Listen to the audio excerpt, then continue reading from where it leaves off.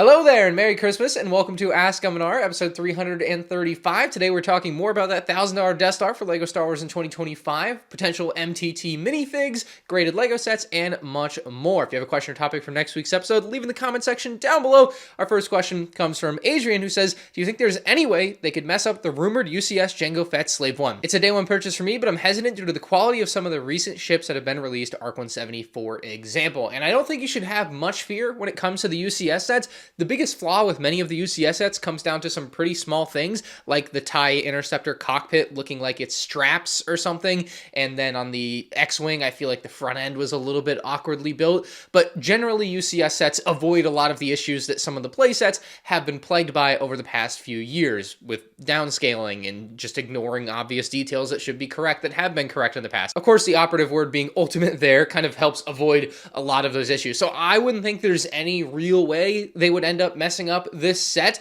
And to add to that, Cole asks, with the rumors of the Jango Slave 1 being $300, that's right, things have changed, maybe. Says, do you think LEGO will try to make a new UCS May 4th price point out of that, or will it just be a one-off? And I think it would be a one-off. Now, for people that are out of the loop, basically the original rumor on UCS Jango Slave 1 was that it would be $240 and whatever piece count. And the new rumor, or maybe more accurately competing rumor, is that the set will be $300 and have like closer to 3,000 pieces. But right now, it's unclear which piece of information is correct, but it does seem that there is a chance that it won't end up being that normal $240. Now, on the more exciting end of reasons that this set could be more expensive, of course, is that it could maybe have some part of Camino built with it, maybe the landing pad, but, you know, let's say this set would have been $240 without a landing pad. Could they do a UCS size style landing pad for $60? My answer, of course, would be no. I don't think that that's really what's going to be happening here. I feel like it's still just going to be the ship with the two figures. It just might end up being more expensive. And maybe that's because the build will be a little bit bigger than what we saw with the 2015 UCS Boba Fett Slave 1. I don't think I am particularly gung-ho about that. I think it should be the same size because they would look so dope next to each other if they were the same exact size, even though I would still hope the new build is updated a little bit. So hopefully it's not more expensive for all the wrong reasons, but whether or not it's going to be the continuing price point of May 4th sets going forward, I would bet against that because it took LEGO a long time to go from 200 to 240. And to me, it feels like that 240 is where they want to be if they can be. Maybe the Slave 1 in this case can't be a $240 set. Maybe they had to add more into it or they wanted to add more into it or whatever the case is. But let's say next year they come out with a UCS Pose X-Wing or whatever. I don't know, that's a bad example. But that would be a $240 set, whatever. So I feel like the $240 price tag will still continue to be the norm. Fingers crossed, I guess, even if the Jango Slave 1 ends up being $300. Last question here before quite a few Death Star questions in a row after this one, but Star Movie says, don't you dislike the fact that every time a new set comes out, you have to get them built as quick as possible, sometimes even by other people? I personally wouldn't want other people to build my sets, and I'd just like to enjoy the build process with Easter eggs sometimes myself. And to me, it is a necessary evil of what I do on YouTube and the competitive nature of the LEGO review space, although, like, I can upload a review, you know, in some cases many weeks later and the video will still do just fine. I just like to. It's what I've done for a long time, and I don't necessarily want to change that because that's just how I feel about it. Now, that being said, when I can build sets, I do. Like, I built all of the January sets that I just reviewed, and that was a really fun time, and I did enjoy that. It's just because I was able to, and I had a little bit more breathing room. I probably build 60 to 80% of what I review. People just, I don't know why people like use it as some huge knock against my review that I didn't personally put the plastic together, but I guess that's a thing to some people, and fair enough. If that's what you don't like, that's what you don't like. But I'll keep track of it for every review I do in 2025. The biggest downside is when I miss like a big Easter egg that would be really cool to mention in a review, and I just never get to even know that it exists. And I found out about one the other day, and I felt bad about this. Apparently, inside of Qui-Gon Jinn, there is a hole in him from when he was stabbed by Darth Maul. No way. That's actually so sick. Yeah, he literally has a little hole in the middle of him. I wish I had known that. And yeah, so I feel like there's a little detail like that I'll miss on one review one time, and it like kind of ruins the whole idea to me that I can get away with not building everything every time, because it is a big time thing. Like, it just takes a lot of time to do everything else for a review, and since for basically every review you see on the channel at this point, I'm doing all of the other work, the building is the easiest thing to have someone else help me accomplish, because it'll obviously still take a lot of time. So hopefully a lot of you guys out there just learned about a very cool new Easter egg that you didn't know about previously, because that is really dang awesome that he has the hole right in the middle of him. That's so sick. Moving on, $1,000 Death Star. SO says,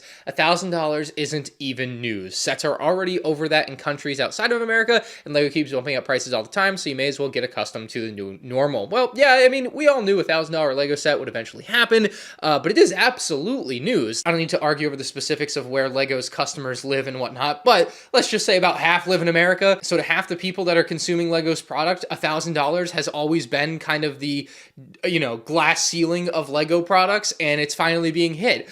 And this also applies to Europe, I think. I think all of the European countries will be seeing this come in at €1,000, and I'm fairly certain there's not been a €1,000 set. Once this set gets officially announced and revealed come September of 2025, the amount of like mainstream media that is going to hop onto it, you're going to see, this is going to really suck in September for all of us. We're all going to be so tired of talking about the $1,000 Death Star come September. But I think I mentioned this last week. I think this is a topic gold mine for YouTube content creators out there.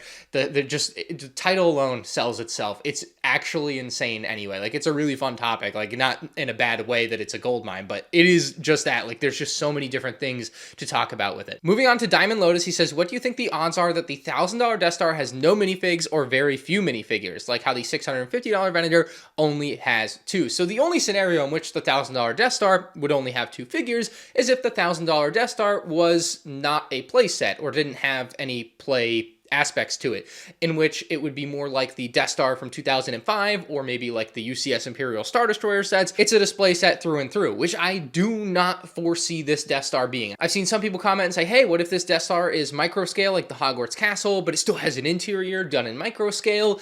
And I just personally don't see it. I don't think that that is even on the table as a possibility. I don't think that that would have been something that they would have in a board meeting or however they decide how to design or when they start, you know, a concept for something like this. Imagine for a moment, you are a LEGO Star Wars designer, and you, as a designer, see a lot of fan feedback saying you would love a paneled Death Star with an interior like the bigger playset Death Stars that we've had over the past couple of decades. Very clearly, I think that's where this $1,000 Death Star comes into play. Because if it was one or the other, it's not $1,000 in my opinion. There's not a chance, because the last playset Death Star was $500. That would make it $650 now.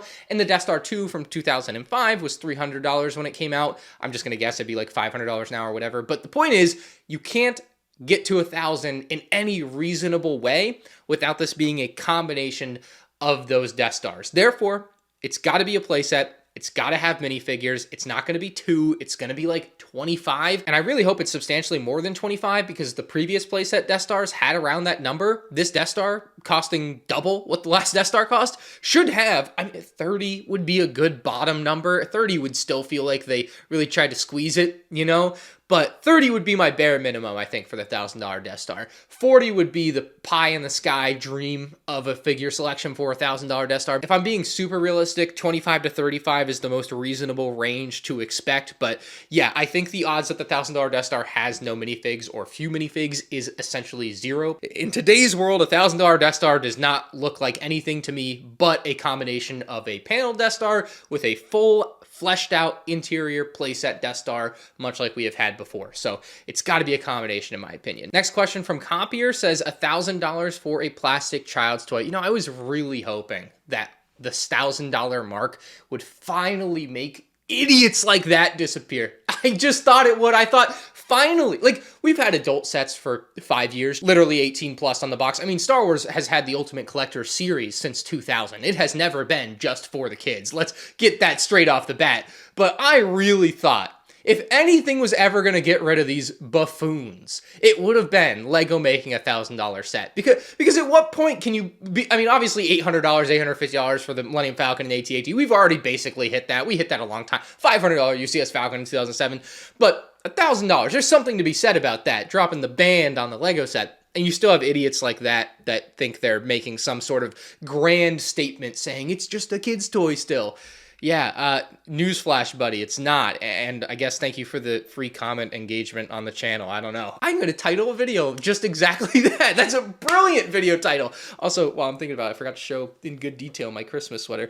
Next question from Rose Bros says, I got a sealed 2016 Death Star for free from Target years ago. Whoa, you steal that? You steal that? It says because of a shipping issue. Oh, so it fell off a truck, and I haven't opened it. That's good. He says, should I sell it now before the new Death Star comes out, or should I hold it longer? So I think if you agree with my thought process of that this Death Star will essentially be a combination of the Death Star that you own and a Death Star with panels, and you like what that sounds like, sell this Death Star now. And right now, I think this Death Star, the 2016 one that you have, is worth over $1,000. So you're making the $500 on that, and then you're essentially getting the new $1,000 Death Star for $500 because the difference is being made up from what was essentially an investment for you. In your case, you're getting it completely free because you didn't pay for the original Death Star. So very good for you. So yeah, I would sell that Death Star now. Obviously with money, I'd recommend seeking advice from multiple people. But what I would do is I'd take that money and put it in a high yield savings account. It's basically what I do whenever I have like an amount of money that is just sitting and I'm like, man, I need to like do something with this, but I don't want to lose it. Like I don't want to risk it in anything because I like have the intention to use it to pay for something soon, right? So basically you take your $1,000, put it in the high yield savings account, and come October of next year, you'll have like $1,040. It's not a ton of money, but it's better than getting $0 on your money if you're just going to put it under a mattress or something. Novocaine Blocks or something says, what do you think the GWP for the Death Star should be? Also, do you think the Death Star will be the first or second one? So I think it'll be the first Death Star, or at least externally, I think it'll be a completely round spherical Death Star. Internally, and much like we saw with the original Death Star playsets, both of those included figures from multiple movies, and therefore technically, you know, with the Death Star, even though it's completely round, it is also technically a Death Star too, right? So that's what I expect there. Now, with the gift with purchase, this is interesting. There will definitely be a contingent of people that will be very upset that LEGO would offer a GWP with a $1,000 item because, of course, it's not fair and no one else can get it. But that's kind of the point. I think that's why LEGO would offer such a thing, because they want to entice people to spend $1,000 on a Death Star. And frankly, if you don't offer a GWP on this, what the heck? What the heck, man? So when we had the UCS Falcon re-release, we actually got something quite interesting. We got the black VIP card. Let me grab it. Now I keep mine in a little card case here, but this was a legitimate VIP card that you could use at the LEGO store and, you know, get your VIP points. And this is pretty much one of the coolest things you could have as a LEGO Star Wars fan at the time. It also was a source of great pain for many fans who felt like they were promised more than they were given, and it was a good source of content on my channel. So I made a good rant video, I think, about this back in the day. I used to wear it on oh man, I wish I was wearing a hat. I would have put it right there. I wore it in my hat, I think, a whole video. Maybe they do something that's completely out of left field, like the black VIP card. I'm not saying they'll do another VIP card thing. I think this, to them, was a disaster, like PR disaster. Nobody was very happy with the rewards that it offered, but it is still cool to have the card. Now, when it comes to something that I could like reasonably predict, I think if they're going to continue the lightsaber line, which I believe they should, there's no reason that they should not continue the lightsaber line. Darth Vader's lightsaber makes a lot of sense, and I think that that is the most likely odds-on favorite to be the promo for this Death Star. Another suggestion I heard for this is a Galen Erso minifig. Now, maybe he just ends up getting included in the set, which I think would be cool, and they should just include him in the set. Frankly, I guess we'll use the Diagon Alley as a good example, like where they include the extra minifig, you know, for fun.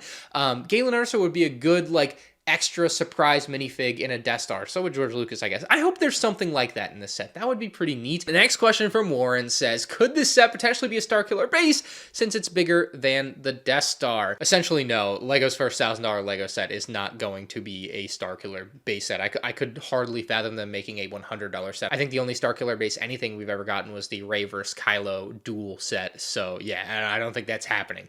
Next question from Marius says, I'm still hoping for Anniversary Revenge of the Sith sets, but my question is, do you think we are going to see 1 to 2 anniversary sets for The Force Awakens? So if you're not up to date on the latest rumors, that is exactly what we are expecting, is 2 of them. There's supposed to be a mini-scale Kylo Ren shuttle and a Kylo Ren's helmet. So looks like that's going to be it. There have been no further rumors for Force Awakens, and really no reason to believe that there would be anything more coming later in the year, but there's always a chance, I suppose, but I just don't expect. Next from Ben, he says, has your opinion on the Onyx Cinder set changed at all since seeing it properly in the Skeleton Crew? I think it has confirmed to me that it's as good of a set as I thought it was, and I think that's about the most I've thought about it. It is still an amazing set. It's got amazing figures. We now know that they are all fairly accurate, like I think we originally thought and talked about in the review. Dude, the set's amazing. If you haven't bought that set, buy it. I'll have it linked on the YouTube shopping thing here somewhere. Just if you use those links, I get a commission on it. So it's appreciated if you support the channel that way if you're going to buy a Lego set anyway. But it's wild to me just how good that set is. I mean, sometimes there are flops out of the gate, like Kylo Ren Shuttle from 2015, just to bring it back to The Force Awakens, was completely the wrong color. And it's nice to see that they just didn't mess it up. And not that Lego messed it up with the Kylo Ren thing, but it's just nice to see that it's not messed up regardless of whose fault it is, I guess. I absolutely love it. I've loved the show so far, and I'm really glad that everything is lining up like it should. So if you haven't bought that one, I think that's definitely one to buy, whether it's now or into 2025. Brody Smith says, how surprised are you that even 7 years later, Lego still hasn't increased the price of Brickheadz, and when do you think that day will come? So Brickheadz came out, I think in 2017 or 18. The inflation on that from $10 to now is $13. So it's about time. Microfighters, for reference, were introduced in 2014 at $10, and they recently got their price bumped to $13. So it's only a matter of time. It really could be this year. It could be this year. I would be really shocked if it wasn't 2025, to be honest. It's well overdue at this point for them to get their price increase. Not that I want them to increase the price, but maybe Lego sees Brickheadz as a kind of inelastic thing. I also would imagine, and it's quite indicative because the price hasn't gone up, that Lego has been making a quite healthy profit margin on these guys since their inception, and I'm sure it is still quite healthy, and so maybe for that reason the price doesn't go up for quite a while longer, but it's hard to know at this point. Now that I think about that, it's like so insane. Maybe the reason Brickheadz haven't gone up in price really is that only Lego stores sell them now, and they don't, you know, really send them out to Walmart and Target for the most part. So maybe that's the real reason that the price hasn't increased, is because they're generally Lego exclusives. Purple says, would you say that there is a wrong way to go about collecting Lego Star Wars? It's just how you want to enjoy it. It's what you enjoy displaying on your shelves in your room. It's your money, man. At the end of the day, that's all that matters. Do what you want. Yeah, there's not a wrong way to do it. And don't let anyone tell you that there is, because they're lying. I don't know how old you are, but I cannot stress that enough, that like you collect and do things the way that you want to do them. You're not hurting anyone. Trust me, you're fine. So just do whatever you're going to do, as long as you're not hurting anyone. Next question from Brick Motion Studios 12 says, when do you think the next Lego Clone Turbo Tank will come out? Well, if the $50 2025 rumor is true, 2025, that would be very bad. Now, if that doesn't come true, I would still probably say it'll be a few more years. I think we have to wait until the ATTE retires, because I don't think you're going to have the UTAT, the ATTE, and a Clone Turbo Tank at the same time. So not until that retires. I don't know when that's supposed to retire, maybe the end of 2025, so 2026 somewhere, obviously just another year and a half, but that'd be the earliest. CT says, why are some sets called direct to consumer? And that's simply a term that I think Lego uses to define like basically UCS sets as a set that Lego sells directly to the consumer, versus most sets that are like play sets and things aren't sold from Lego to you. I mean, obviously, if you buy them from Lego.com, they are, but they're also sold from Lego to Walmart to you, or Lego to Target to you, Lego to Toys R Us to you, and so there's that middleman. Now, obviously, with UCS sets, that changes over their lifetime, but I think the intention is that from the start, like, it's from Lego only, and then that can change later. Olio608 says, do you think that there could be a market for graded, sealed Lego sets? Not if I have anything to say about it. I think that that is really, really dumb. I hate it. Look, I just got done telling Purple Anxiety that there is no wrong way to collect Lego, but by God, this is the wrong way to collect Lego. Like, come on, man. What really irks me about it is not necessarily that other people enjoy collecting and grading things and putting them in these cases that can never, ever be opened. It's, well, I guess you can crack it open, whatever, that's not the point. It's the fact that what I see with it is when I go on eBay, I'll see like insane markups on things. Like, for example, one of the things I would love to own at some point in my lifetime is the LEGO Star Wars 2005 VIP Gala Darth Vader transformation thing, set, box, whatever. And this thing has gotten rather expensive. Let's say it's worth $5,000 now. Just an absurd amount of money to pay for something like that. The other day I go on eBay and there is someone trying to sell an 8.5 graded one for $20,000. 8.5, not even if it was a 10. It's still not worth 20K, but like if it was a 10, I can see why you're reaching for the stars. 8.5, $20,000. But it like legitimately gets my blood boiling. Like, I really want to own this thing. It would be a great piece to have for my Revenge of the Sith collection. And then like one of the 55 or however many exist in the world is now like this, and that continues to reduce what's out there. Supply and demand, you know how it works. I don't know, I just don't need a number on a plastic case next to the box to tell me that I have a nice looking box. I can tell by looking on my shelf that I have a nice looking box. You know what I mean? I just think it's stupid. All right, Built Like a Lego Brick says, what minifigs would you like to see in the MTT? And this one kind of depends on whether it's going to be episode 1 or Clone Wars, and so we'll explore the Phantom Menace options first. So Boss Nass, along with the usual suspects for an MTT, whether it includes Obi-Wan, Qui-Gon, some of the Naboo Gungans and battle droids, whatever. Now, on the other side of things, if they were to do a Clone Wars one, which I still think is more likely, it would be unbelievably cool if we finally got another tactical droid, which we haven't had in over a decade, and finally, like a Wat Tambor. Wat Tambor is not on the Clone Wars MTT, I don't think, at any point, but he's integral to the whole arc on Ryloth there, and so I feel like he should be in the set. Like, they do plenty of additional characters like that that might not necessarily be on the ship or on the actual vehicle at the time, but, like, come on, Wat Tambor isn't going to help move units. He is. Like, that would be amazing. So that's what I would like to see. Obviously, you know, on top of the pilots and regular battle droids that you would want in a Clone Wars MTT, of course, that goes without saying. I'm just trying to think of like the extra things that I think we would like. And to finish us off, the King says, what is your biggest goal for 2025? And I haven't had a lot of time to set some goals and really think about what I want to do for next year as far as like New Year's resolutions and types of things. But I think there is like one thing that's really important to me to do next year, and that is to actually complete what I'm setting out to do with Revenge of the Sith content for my channel. I really want to review all of the sets for Revenge of the Sith that I have not reviewed yet. I've got them all sealed. They're all sitting upstairs. The issue that I've run into when I plan out some of the stuff like this is that, like, for the Phantom Menace this year is a perfect example. I just never finished all of the Sith Infiltrator reviews. I never did the Watto's Junkyard review. I don't know, the Mos Espa Pod Race Bucket review. Like, I wanted to do a bunch of episode 1 reviews this year that I just never really completed, unfortunately, because I either didn't have time or I just spent my time doing something else I shouldn't have been doing, like playing Call of Duty. And I just feel like it would be the most personally meaningful thing to me to just go and complete that. So I would say that is my biggest goal, is to just complete all of those reviews, which is a very, very doable goal. I just need to set my mind to it. So if you guys enjoyed this episode, hit the like button. If you have a question or topic for next week's episode, leave in the comments section down below. Merry Christmas, by the way. I hope you guys got some real cool stuff for Christmas, or at the very least, were able to spend some great time with your friends and family. So thank you so much, and we'll see you. Will it be next year in the next video? Hold on. At least if it gets uploaded on Tuesday, it will. No, okay. I will hopefully still see you this year, but you know how that goes.